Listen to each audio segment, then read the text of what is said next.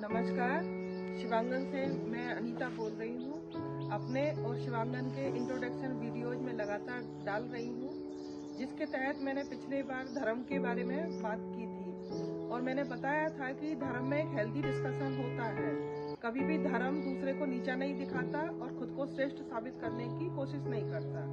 जो रियल मायने में धार्मिक होता है वो अपने धर्म का सम्मान करता है और दूसरों का और भी ज्यादा करता है। मैंने 2-3 घटनाएं बताई थी और मैं और 2 घटनाएं बताऊंगी, क्योंकि मेरी उनके साथ डिनर पर थोड़ी सी बात हुई थी। तो एक बात उसमें ये भी हुई थी कि भाई मैंने उनसे, वो कहीं इलाहाबाद में फादर हैं किसी चर्च के, तो मैंने कहा कि भाई हमारे में और आप में क्या अंतर है कि सब कुछ एक ही है। मैंने कहा थोड़ा सा मैंने भी बाइबल का कुछ प्रोग्राम देखे ऐसे, तो उनमें क्या अंतर है कि बस कुछ भी अंतर नहीं है, सिर्फ समझने और सोचने का अंतर है। उन्होंने एक चीज बताई कि जैसे आपके यहाँ देवी और देवताओं को असुरों का संहार करते हुए दिखाते हैं, उनको मारते हुए दिखाते हैं, हमारे प्रभु यीशु ने कहा कि पाप से घृणा करो, पापी से नहीं। तो मैंने उनसे कहा कि भाई पापी के अंदर ही तो पाप रहेगा, पाप कहाँ रहेगा, आसमान में तो नहीं रहता, उसके आसपास नहीं रहता, तो इसलिए पापियों का अंत होगा तभी पाप का अंत माना जाएगा। तो उन्होंने कहा कि ये है, लेकिन वो सोचना समझना और समझाने तक है, बाकी बातें एक ही है। फिर मैंने एक चीज और भी उनसे कहा कि भाई आप भी तो, आपके यहाँ चर्च में आता है डोनेशन, जिस ब्राह्मण के लिए आपने निंदा की थी कि भाई इन ब्राह्मणों को पैसे लेते हैं पूजा पाठ में, आपके यहाँ भी तो आते हैं पैसे। तो उन्होंने ये कहा कि हमारे यहाँ केवल खुशियों में लेते हैं, दुख में नहीं लेते। तो एक हेल्दी डिस्कशन, कहीं भी कुछ इरिटेट नहीं, कुछ भी नहीं, सुनना और समझना दोनों ही बहुत अच्छे से चल रहा था और एक दूसरे से सीखना भी हो रहा था। तो धर्म कभी भी ये नहीं सिखाता। तो मैंने और यहाँ भी कोई भी मठ में पंथ में आप जाओगे तो वो अपनी बातों को अच्छे से रखते हैं। अगर वो दूसरों को नीचा दिखाने की कोशिश कर रहे हैं तो वो कभी मठाधीश नहीं हो सकते, कभी किसी पंथ को आगे नहीं बढ़ा सकते, क्योंकि बातें जो जहाँ से बेस लिया है वो बेस एक ही है। चाहे किसी ने रामायण का बेस लिया हो, चाहे किसी ने गीता का लिया हो, चाहे किसी ने वेदों का लिया हो, कहीं से भी बेस लिया हो, बेस एक ही है, बेस अलग नहीं है। हमारा जो फाउंडेशन है वो एक ही है। ईमानदारी है, निष्ठा है, प्रेम है, सत्यता है, जो सारे हैं वो गुणों पे ही आधारित है, कहीं भी अवगुणों पे नहीं है। जो आज बात कर रहे हैं तो वो अवगुण उनके अंदर, खुद के अंदर है, वो ही जागृत हो रहे हैं, बाकी कहीं भी बेस में नहीं है गड़बड़। तो ये सब चीजें हैं। फिर मैंने ये ब्रह्मा कुमारी का भी बताया और मैंने अपने सुधार के बारे में बताया कि मेरी टेस्ट बड्स बिल्कुल निष्क्रिय हो गई थी और वापस सक्रिय हो गई। मैं और भी 2 घटनाएं आपको बताऊंगी कि एक घटना मेरे जीवन में ऐसी आई कि उसने मेरी रातों की नींद, चैन सब उड़ा दिया। मेरा अपना ही कोई मुझसे नाराज होकर के चला गया और फोन भी नहीं उठाता, कुछ भी नहीं, मुझे कुछ नहीं पता। और रात को 10-11 बजे के बाद मेरा अपने आप ही मेरा हृदय रोता था बहुत ज्यादा, और मैं समझ नहीं पाती थी मुझे क्या करना चाहिए, क्या करना चाहिए। तब तक मैं मेडिटेशन करती थी और मुझे थोड़ा थोड़ा मेडिटेशन होने भी लग गया था। तो फिर मैंने समाधान देखती थी, तो मैंने कहा कि मुझे सूर्य भाई जी से बात करनी चाहिए।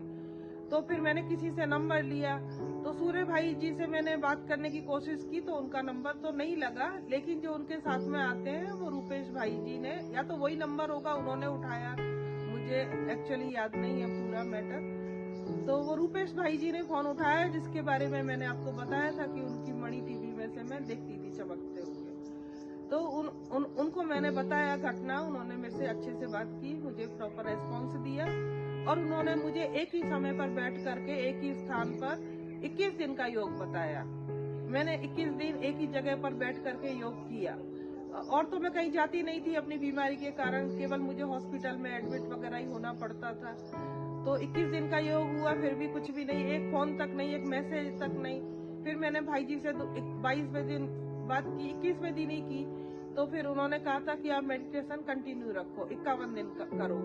फिर मैंने 51 दिन का किया और मेरे हस्बैंड भी साथ में करते थे। हम सुबह 3:30 से 4 बजे करते थे। 4 बजे से हमारा ब्रह्मा कुमारी का सबका इंटरनेशनल मेडिटेशन होता है, तो हमने 3 से 4 का वो टाइम रखा। फिर 51 दिन भी हो गए तो भी कुछ नहीं हुआ। फिर मैंने उनको फोन किया रूपेश भाई जी को, तो उन्होंने बोला कि आप 101 दिन का करो। 101 दिन का मेडिटेशन उन्होंने बताया और उस पीरियड में मुझे एडमिट नहीं होना कहीं भी पड़ा।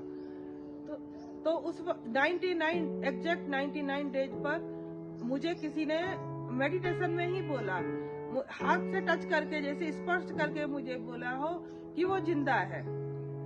और मेरे हस्बैंड के फोन पर मैसेज आया कि वो आ रहे हैं। एग्जैक्ट 100 डेज पर वो आए। तो ये मैं बता रही हूँ कि मेडिटेशन में बहुत बल है, क्योंकि शांत मन की भगवान सुनता है। और कभी भी अशांत मन चाहे कितने ढोल मंजीरे बजा लो, और एक दुखों में ऑटोमेटिक हमारी बुद्धि उसके साथ टंग जाती है। और मेरे जैसे की तो बिल्कुल ही टंग जाती है, क्योंकि मेरे पास और कोई रास्ता नहीं, कोई सुनने वाला नहीं।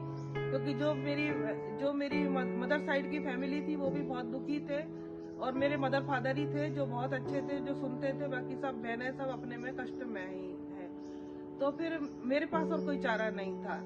तो मेरा एक ये हुआ, उसी पीरियड में मैंने एक शिवानी बहन की क्लास सुनी। शिवानी बहन ने कहा था कि कोई अगर आपका अपना आपसे नाराज है, वो आपसे रूठ करके चला गया है, तो क्योंकि आपका उसके साथ गहरा कर्मों का कार्मिक अकाउंट है, तो वो आत्मा आपके पास वापस आएगी, वापस पलटेगी। और फिर आप अपनी तरफ से कुछ भी ऐसा मत करना, उसे गुस्सा मत दिलाना, उसके साथ कभी भी मिसबिहेव मत करना। तो आपका जो कार्मिक अकाउंट है वो धीरे धीरे क्लियर होगा। आप अपनी तरफ से सब कुछ अच्छा ही करना, क्योंकि आपका उसके साथ हिसाब किताब है। तो तब से लेके आज तक का दिन है कि मैंने कभी भी उस आत्मा के साथ कुछ भी नहीं बोला, चाहे वो कुछ भी करे।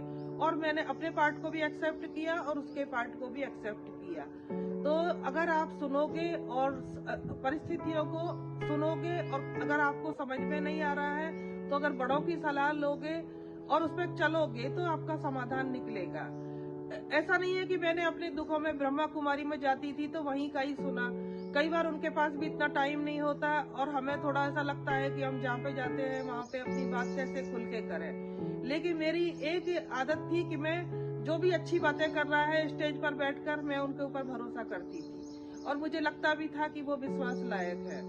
तो मैंने कई बार रविशंकर जी के यहाँ से भी काउंसलिंग अपने बच्चे को दिलवाई, और मुझे वहाँ से भी बहुत पोलाइटनेस और बहुत अच्छा अनुभव हुआ। वहाँ से भी मुझे कोई भी खराब नहीं हुआ। तो पहला विश्वास है मेडिटेशन और भक्ति, फेथ। अगर आप फेथ करते हैं तो वो काम करेगा, अगर आप फेथ नहीं करते हैं तो वो काम नहीं करेगा। तो पहला जो शुरू होता है आपका पार्ट, वो विश्वास से ही शुरू होता है। अगर आप विश्वास करते हैं तो जरूर फल निकलेगा, आज नहीं तो कल होगा, हर मुश्किल का हल होगा। ये मेडिटेशन और भक्ति दोनों में ही होता है।